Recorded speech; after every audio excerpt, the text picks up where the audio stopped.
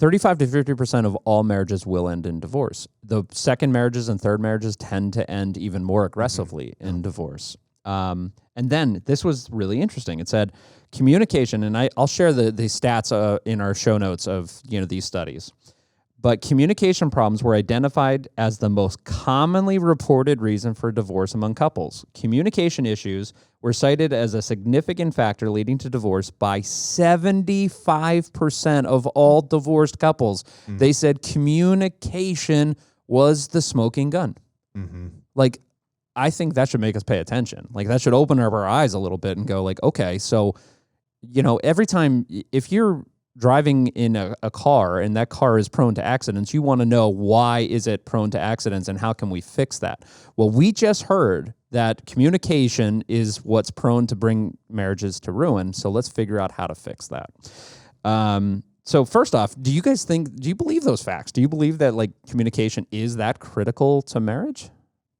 Well, I can count on all my fingers and toes the times we've got communication wrong in our marriage where it's caused some problems. So yes, I would imagine that that's not far off from the truth. Thank you for being honest. Let's start with honesty. Yeah. Like, not from a place of, this is not one of those Christian podcasts where it's like, like just emulate our marriage and you'll have a good marriage. Well, and it's funny, like communication or lack of communication. Totally. Yeah, for sure. Yeah, totally. Yeah. Jace? Yeah, definitely. I mean, it's not surprising. I mean, to me, it's not surprising to hear that. I know the seasons of Jenny and I's marriage that have been the most challenging, you can almost always go back and track it to a lack of communication or the way we are communicating. Yeah, definitely. But I think one of the biggest problems with communication is the fact that it's just this giant term. Like, what is communication? That talking? Like, there's so much to the term communication, and communication can break down 100 different ways.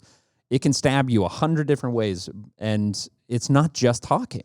Yeah. And I actually was like looking into this because I was like, okay, I want to figure this out because I'm like, do Steph and I have good communication? Is there still areas of communication we need to work on? Like, so I started researching out there, and there's some great books and articles. But what I found was there's a really consistent theme of there's a couple of marriage killers, and we're going to look at those, and we're going to actually walk through them. We're going to see, have those played a part in our lives?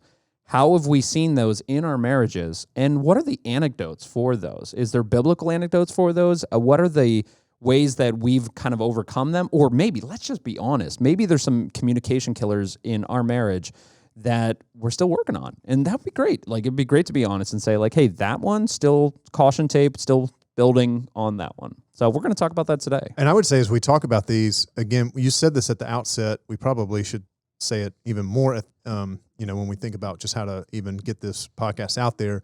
These principles, the things that we're going to talk about, are true for any relationship. Obviously, Absolutely. We're talking about them in the context of marriage, but you have to learn. I mean, every single one of us, whether you're single, maybe you hope to be married one day, maybe you don't hope to be married one day, but you've got significant relationships in your life. We all have to, all relationships are built on communication. Every single, or else there's no way you can have a relationship with someone without communicating to them. Totally. And half the time, what you're communicating is not even about the words, as you see some of these. It's all about the way that you're felt by the other person, the way that their experience is with you. And so that's, I think, that'll come out in the communication killers. That's really good. In other words, you're not going to see on these like talk about work or talk about, I mean, those are helpful things that we'll talk about. It's this way, it's about how you talk about those things that ends up killing a relationship. So, or hurting and damaging a relationship or enhancing it and building it. That's really good. That's really good.